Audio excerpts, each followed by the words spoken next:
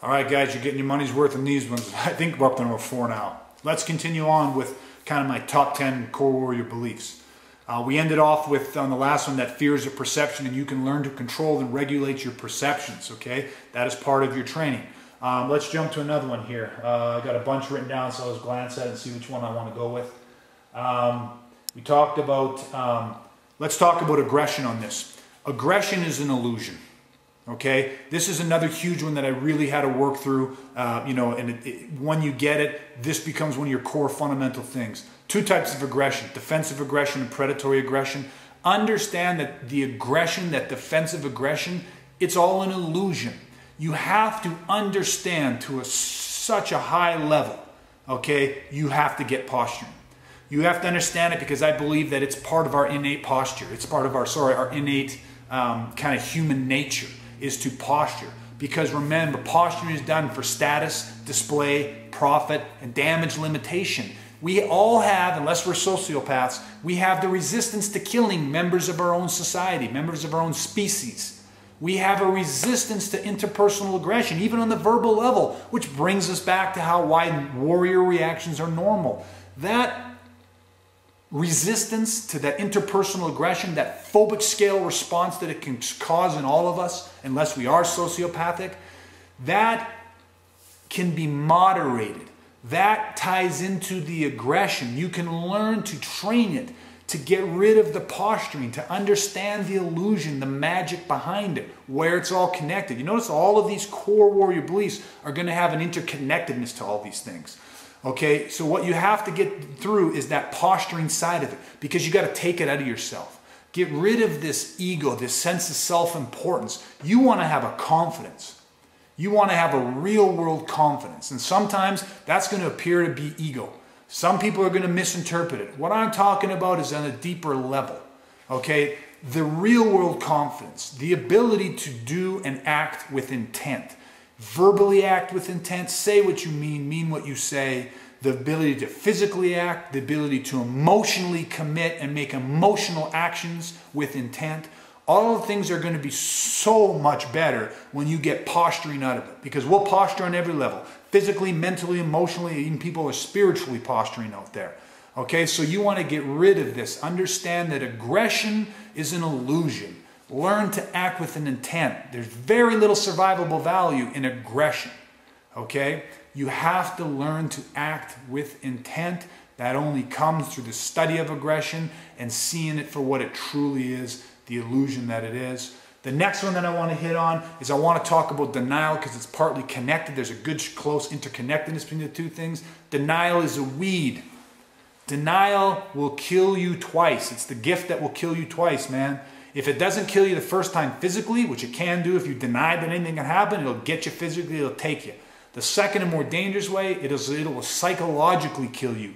You will be one of those statistics that gets involved in something, does something even successfully, and within 2 years you take your own life by your own hand. Okay? You cannot wake up in the morning and not root denial out of your life. Denial will lead to complacency. Revert back and see to the absolute beginning about right to life, liberty, freedom, and security. Denial. Do not be in denial that these rights are a gift that come with a debt, and very few people have it in them to pay to that debt, to do it with intent. So every day get up and clean out the denial out of your life. That is a huge, huge, huge part of our core warrior beliefs and perceptions, because it'll formulate who you are as a warrior. I want to just jump to a simple one, a specific belief about combat. Understand this. This is huge. It must be, for combat, attrition-based, not annihilation-based. Get this through your heads. You will be outgunned, outmanned by bigger, better, stronger people. You got to own that, because there is a different way to think about combat, a different way to train combat. And the only guys that ever really get this are the ones that start living their lives by this. You've got to get this. You are outgunned and outmanned. You need to understand an attrition-based mindset. Become an unconventional warrior. Simple things like you cannot fight more than one person at a time. You cannot stand toe-to-toe. You cannot do those things. You can't trade blows. You've got to learn how to be insidious. You've got to learn how to be a terrorist. You've got to learn how to fight outside of your weight class. You've got to learn how to bring a different type of insidiousness and viciousness and ruthlessness to this type of a situation. Okay, so those were specific beliefs. You can't fight more than one person at a time. You can't stand toe to toe. Another one is the best way for a smaller, weaker human being to take out a bigger, stronger human being is in close quarter combat, because it is where you can bring every part of your body to bear on this person. That is how we take down these bigger, stronger people. That is why we are always armed. You must always be trained and be armed at all times. These are all part of this belief system that you have to build to a level of conviction. Okay, where are we at here?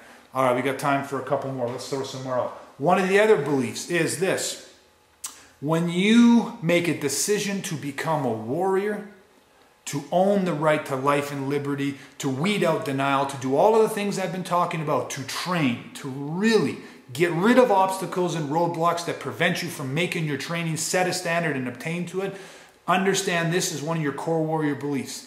Anytime, anywhere, anyone. Anytime, anywhere, anyone. I believe that with every fiber of my being. Anytime, anywhere, anyone. You know what that is? You know what that leads you to? A condition yellow. That's a threat-based perception of the world. Have no denial about this. Make no mistakes. I do not get to choose the time of this righteous fight.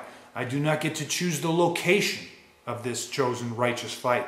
I do not get to choose the opponent or opponents. I don't get to choose the number. I don't get to choose the ethnicity. I don't get to choose their physical skill, their size. I don't get to choose any of that. Anytime, anywhere, anyone. Believe it and own it, and every day you get up, you will have a condition yellow, because you know that today could be the day. Today is the day that the wolf is coming, and that'll put a different point on your training. Come back to that right to life, and you will be paying every day. Understand that warriors are nurtured and developed and trained day by day, week by week, month by month, and year by year, and you will never sacrifice your training at the appropriate times. You will blend it into your life. Nothing should sacrifice. Your life, your training should all work in a balance. They should all be done with the intent. Okay? So, anyone, anywhere, anytime. I'm going to expand a little bit, because one of the things I just had written down and highlighted that I wanted to say, really make sure with this, there are no unwritten rules. We all have been brought up with a sense of fair play, a sense of right and wrong, okay, a sense of rules. We are trained in society. All you got to do is walk into a movie theater, or walk into a bank, or walk into a recreation center. And what you are greeted by is, when you walk through these doors, you have a whole facility of options behind there. And what you walk into is cattle carting. You walk into a series of posts with little things pulled between them that tell us, walk this way, go around this, go around that, go around this. And every now and then you see one person walk all the way around that and cut to the front, and people would kill that guy. Because it's like, that's not right, that's not fair, that's clearly marked this or that or whatever. There are no rules. There's no sense of fair play. Get rid of it altogether. When you start working on the fact that there's no rules, get rid of your sense of fair play. These are the things that'll kill you. Okay? Your sense in a fight that causes you a moment of hesitation because you don't want to pick a bottle up and smash a guy, or grab a handful of testicles and squeeze, you know what I mean? Or shove a thumb, knuckle deep into someone's eye socket and, into their brain. This sense of fair play will kill you. Other people will look at you and say, but that was dirty, that was cheating. Oh, you carry a knife, that's dirty, that's cheating. It's like, that shit will get you killed. That stuff belongs in a ring. But our whole life, we've been raised, okay, to make sure that we follow right in line, single file, through those cattle carts, through those cattle lines. Okay? So, no rules, no sense of fair play. Get rid of all that stuff. Okay? One of the other things with that, we're coming to a close here. I don't think I'm going to add another one of this. I think we got 4 right now. That's a lot to digest. Tell you what, give me some feedback. If you want me to keep hammering out some more and more and more, I'll put together another 1 or 2 and I'll throw out some more. Hopefully what you got with this is my emotional certainty and intensity with these things. It takes time, build them up, watch this, give me some feedback, and we'll see where we go from here. Until next time, Come what may.